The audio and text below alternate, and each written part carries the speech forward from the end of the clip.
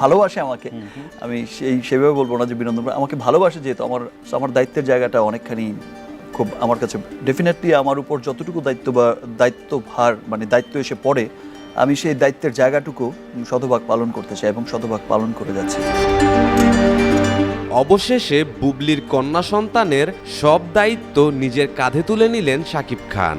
কন্যা সন্তানকে সাথে নিয়ে এই প্রথমবার ক্যামেরার সামনে এসে তিনি বলেন, আমি এতদিন বুবলির উপর রেগেছিলাম, কারণ সে সন্তানের কথা ফেসবুকে বলে দিয়েছে, কিন্তু সন্তানের প্রতি কি রাগ ধরে রাখা যায়? তাই মেয়েকে নিয়ে আপনাদের সামনে এলাম।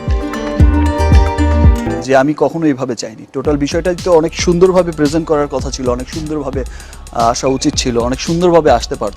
যাই হোক, যেহেতু একটি দুর্ঘটনা ঘটে গেছে, যেটা ঘটে গেছে তো ঘটে গেছে, সেটা তো আর ব্যাক করাতে পারবো না।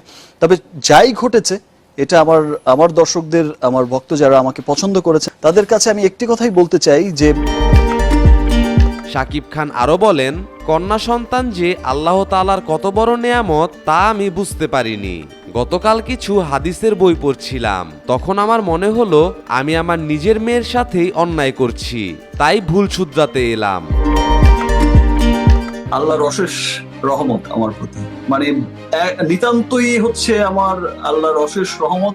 আর হয়তোবা আমি দেখো, আমি চেষ্টা করি, আমি আজ পর্যন্ত কারো যদি উপকার নাও করতে পারি, কোনোদিন অপকার চিন্তা করিনি। তো হয়তো কোনো না কোনো বিষয়ে আল্লাহ আমার উপর অনেক সন্তুষ্ট।